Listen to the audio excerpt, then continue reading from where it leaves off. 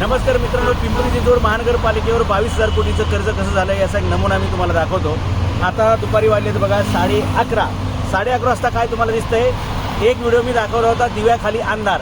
आता तुम्हाला दाखवतो दिवसा ढवळ्या उजेड कसा असतो. हे बघा, या सर्व लाईटी चालू आहेत. बघा नागरिकांच्या तिजोरीत कसा डल्ला मारला तो. या सगळ्या लाईटी चालू आहेत इकडच्या बघा. आता याच्याबरोबर तुम्हाला वरच्या लाईट सुद्धा चालू असलेल्या दिसतील.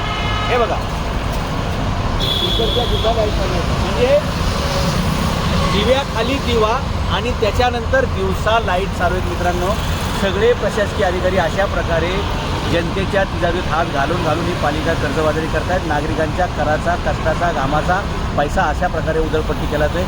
अशी दिवसा ढवळ्या लाईट लावणाऱ्या अधिकाऱ्यांना त्यांच्या डोक्यात लाईट पेटली पाहिजे, असा दंड केला पाहिजे.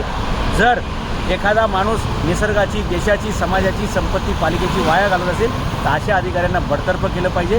अशा अधिकाऱ्यांना डिसमिस करून त्यांच्यावरती सार्वजनिक संपत्तीचं नुकसान केलं म्हणून गुन्हा दाखल केला पाहिजे. आणि हे सगळं लाईट बिल बघा, या दोन्ही बंद करून ना वरचं खाली लाईट, याचं सगळं लाईट बिल या अधिकाऱ्यांच्या पगारातून, पेन्शनमधून कापून घेतलं पाहिजे असं मला वाटतं. आणि म्हणून आम्ही सन्या छत्रपती शासन पक्षाच्या वतीनं ज्या या महानगरपालिकेमध्ये उमेदवार उतरवलेले आहेत पुस्तक चिन्हाच्या सिम्बॉलवरती, ते याच्यासाठी की तुम्ही चालवा मस्तक, निवडा पुस्तक. कारण जर असे अशिक्षित किंवा असे बेजबाबदार लोक जर निवडून गेले तर अशा प्रकारे सार्वजनिक संपत्तीला चुना लावतात.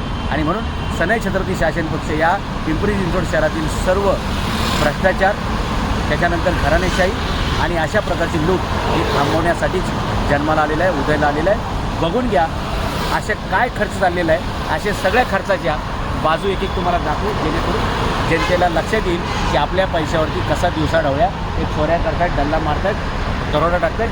डाकू, दरोडेखोर, बदमाश, भ्रष्टाचारी, हरामखोर